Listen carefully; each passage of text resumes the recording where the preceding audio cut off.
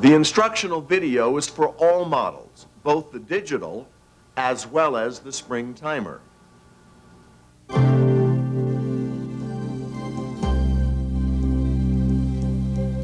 Congratulations on having a Showtime rotisserie and barbecue.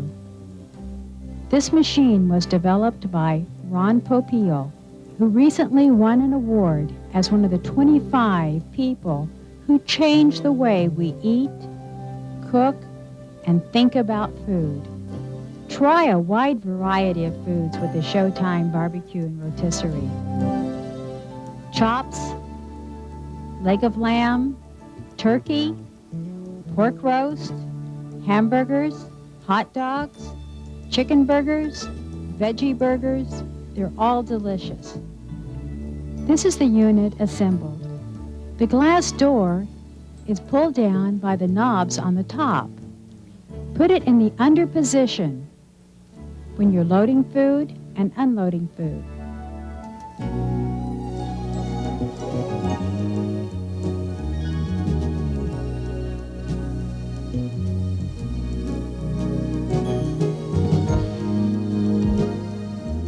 This is the drip tray and grate cover, the spit wheel assembly, and in the back behind the heating element is a heat reflector. It easily comes out, and you'd want to wash this once in a while. Just be sure it's always in the unit when the unit is in operation. To replace it, put it in behind the heating coil. Very simply, let it fall into place. This is the spit wheel assembly.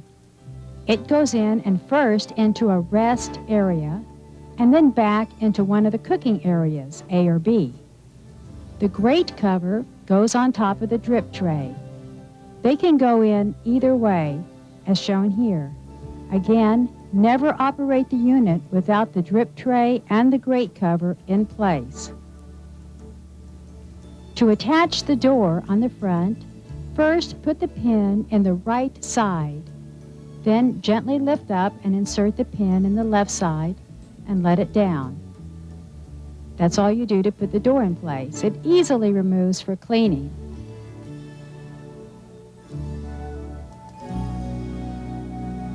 Now it's your turn, Ron. You tell them about the spit wheel assembly. This is the spit loading base that comes with every unit. I'm going to set that on there like so, and I'm going to take the other gear wheel and I'm just going to match it up. Once they're matched up, you press down and it's ready to go into the rest area. Now let me explain some of the inner parts of the machine here. Over here is the rest area. Over here is the A position, and then we have the B position. Now, and in the back, we can see the motor gear. That's what makes everything operate. Now let's go back to the A position. The A position, and I'm going to set it first in the rest area and then into the A position. All foods work in that A position. Now it's basically for larger foods because if you decide to go to the B position, you lift up, it falls into place, and that will do smaller foods. I'll do that once again. The A position does large foods. The B position does smaller foods. It's as simple as that. Once the food is in, you lift the window up, you set it, and you forget it. Don't take set it and forget it literally. It's only valid if you have read and followed all the instructional material. Notice that we have half-hour increments going around the unit.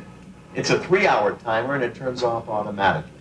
Now you'll notice down the bottom here, it's in the normal rotation. That's right in the middle. That's the heat on and the rotisserie is spinning. If I move it to pause to sear, that allows the heat to stay on, but the rotisserie is not working. It sears all your foods. Of course, if you move it over to no heat rotation, your food is done already, and you turn it to no heat rotation for just 5 minutes on the timer. That's when the heat is off, but the rotation continues. That'll allow you to let your food rest with all the juices permeating, marinating inside and outside. We'll go back to the normal position. If you own the Platinum Edition with digital controls, it simply works like this. Now we have the hour button right here. I'm going to touch it and we have 1 hour, and you can see the digital light right there, and it will start in just a couple of seconds time. Above it is the minute button, and I will give that a press a couple times and you can add on your minutes. The left side is minus minutes, and we can take away minutes if we so desire. And of course, we have the off button down over here. That turns it off, although your machine stops automatically when you're using it. If I wanted to just touch the button again, you will notice that the rotisserie spins a little bit each time I touch it. So you can position anything in there anywhere you want. Now the function button on the top allows you to do the normal rotation. That's heat with the rotation. Of course, I'm going to go to no heat rotation over here, and I'm going to give it a couple of minutes on no heat rotation. Now, what is no heat rotation? No heat rotation is what it says. There's no heat, but the rotisserie is spinning around. Now, the reason I invented that was that I know that when food is done, not everyone is ready to sit down at the table. And so this will keep your food spinning around with the juices flowing, and it'll keep it hot for about a half an hour's time. You never can get those people to sit down at the table when you want them to. And the last button on the side over here is pause to sear. And I'm going to touch the function button again. And what will happen here now is the rotisserie stops, but the heat remains on. It will allow you to sear your food, especially when you're doing steaks and lamb chops in the basket. I'll turn it off, and that's all there is to it. Now let me show you how to put the meat on the spit rods. It's done the same way with both models. I'm going to take the meat, I'm going to set that on the platform like that, and I'm just going to drive it through like so. Beautiful. I'll put this on one side, and then the other side, snap it down, and then I'll go right into the rest area. And then I'll just slide it over. Next item is just slide it back, and it's ready. Pick it up, set it, turn it on, forget it.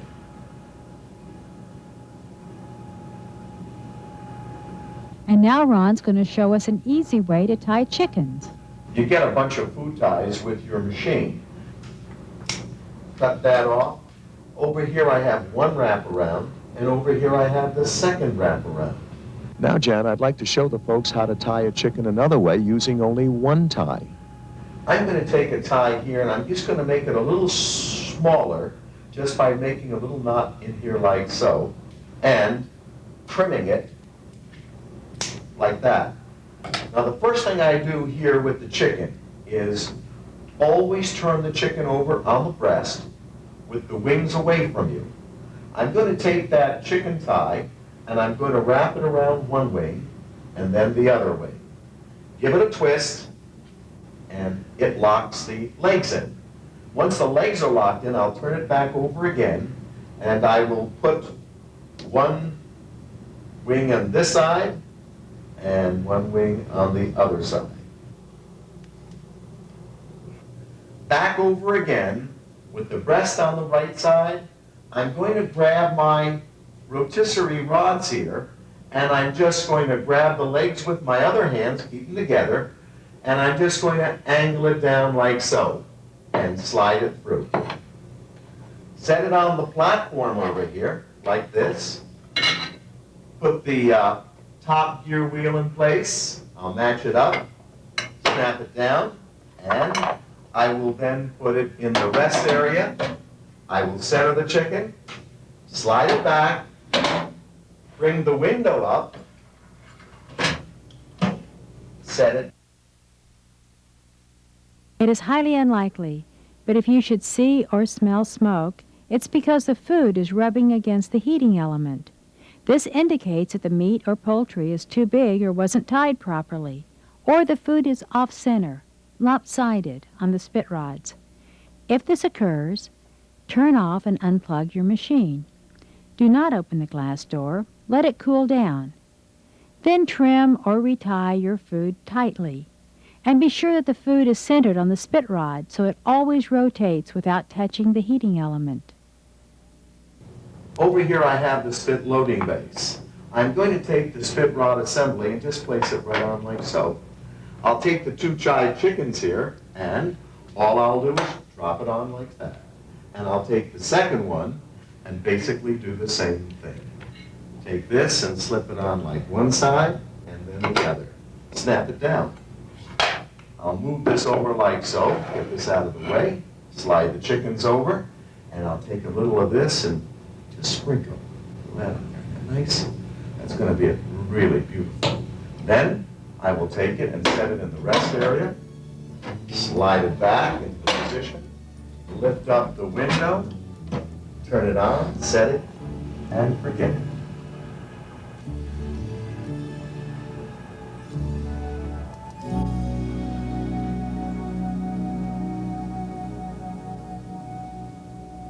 Here I have the basket, and of course I have the lid over here. I have 4 different salmon steaks here. I'm going to take and place one over here and one on this side, and I'll just mesh it in and just slide it over. I'll do this side over here like so. This is pretty darn simple. A child can do it. I have some lemon, and I'll touch that over here, both sides. Sprinkle a little dill on here. Kind of looks kind of nice, doesn't it? I think so.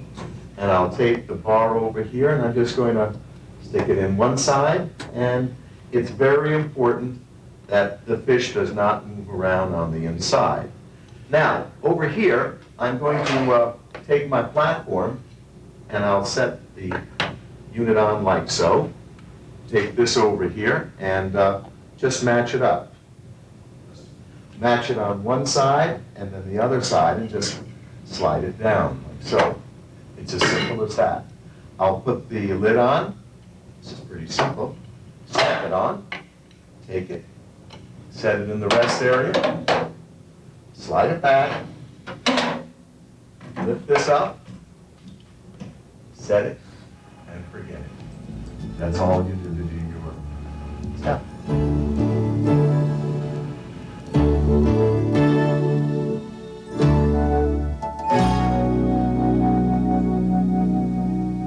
You get this and this, and this and this. Or you have this ring matching up with this ring, and this over here matching up with this over here.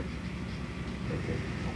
This side over here will go in there, and you use the spring side over here, and it comes out over here. And that kind of locks the food down.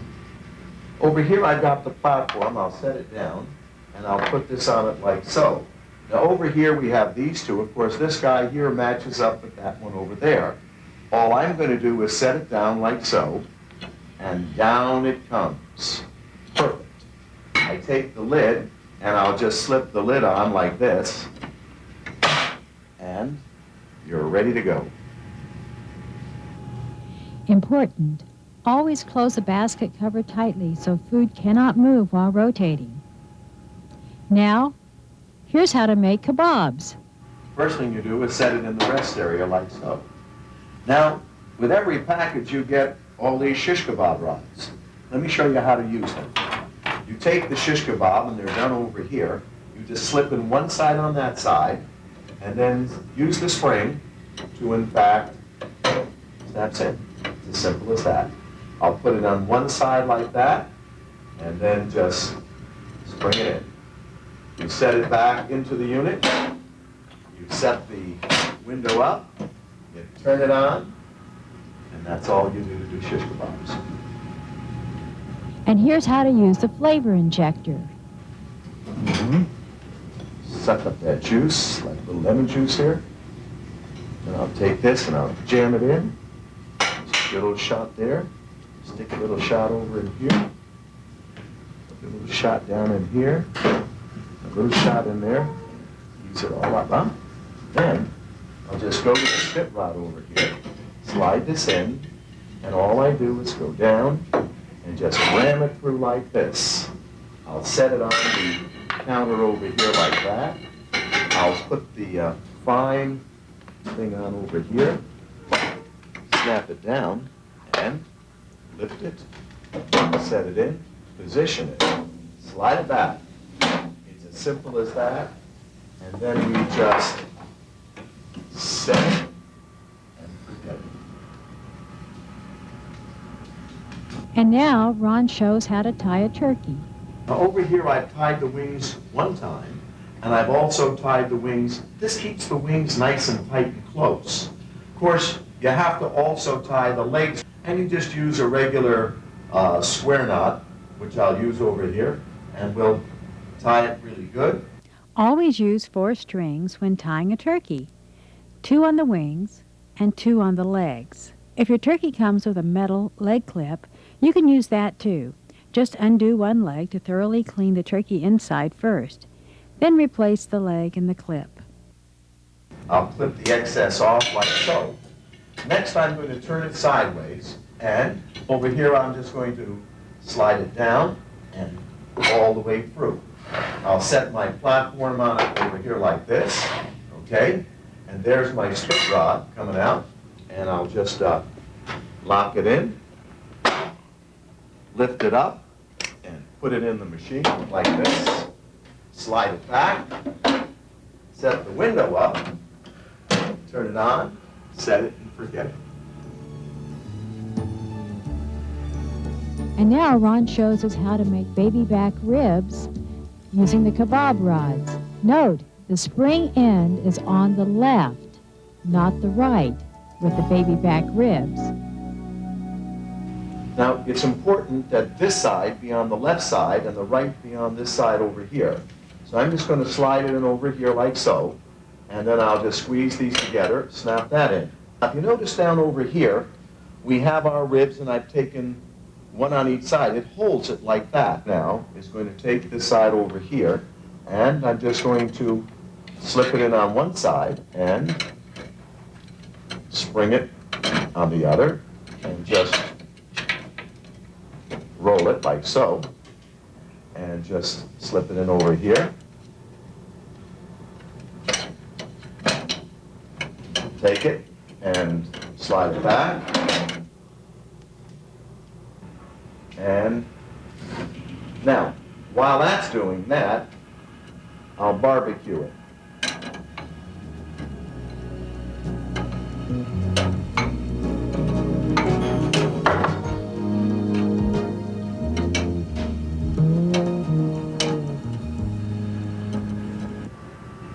You have rubberized gloves. I'm going to slip my glove on over here. And I want you to know, though, you can use any kind of gloves that you may have in your house. And by the way, these gloves are, in fact, rubberized.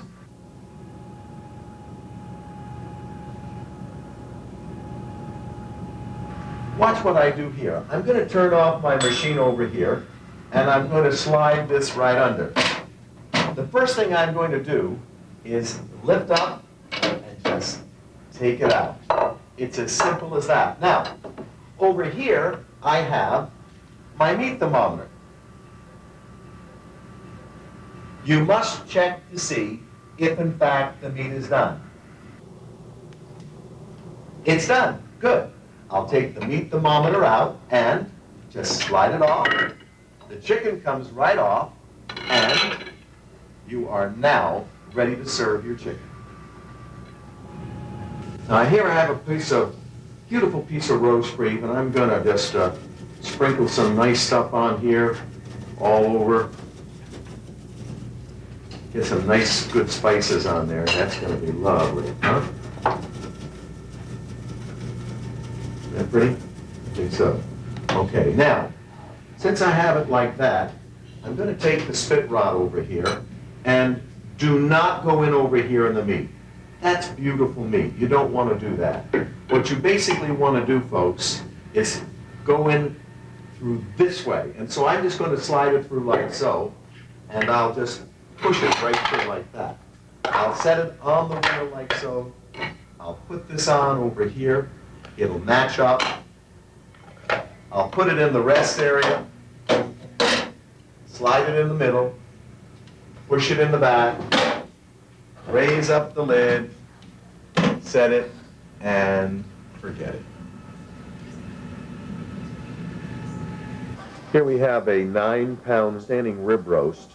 It's been in for well over a couple hours now, and it's just running smoothly. It's very important that, as you see, the bones on the left be on the left side and not on the right side, so they could possibly hit the gear, which causes everything here to work.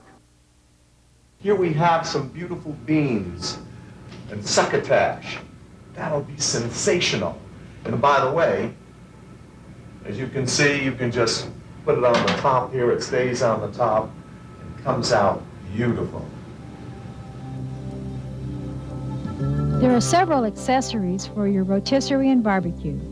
Shown here is the giant vegetable and lobster basket. Here is the giant vegetable and lobster basket, shown with 2 very large lobster tails and sea bass fillet. And then we have the speed basket. It fits in the forward position near the heating element. Great for steaks.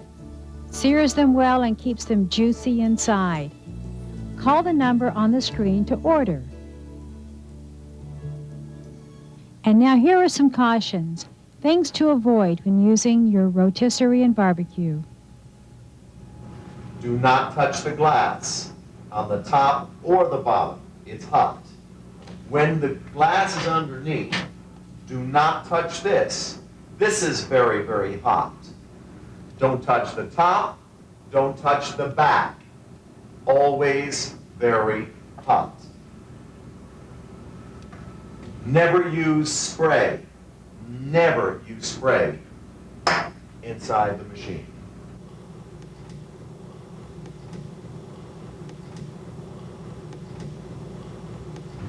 Don't touch this. This is very, very hot, okay? Never grab that. You'll burn yourself. Never touch the sides over here. This is important. Remember, always keep at least 8 inches of space from any cabinet on the top, sides, and back. This is no. You're too close on this side, and you're too close up here. This is no. Hot, hot, hot, hot. Do not touch. Important. Keep out of the reach of children at all times. Don't let them reach up and touch it. Important. Do not put charcoals or any foreign objects in the machine. Important. Do not move rotisserie when it's hot or loaded with food.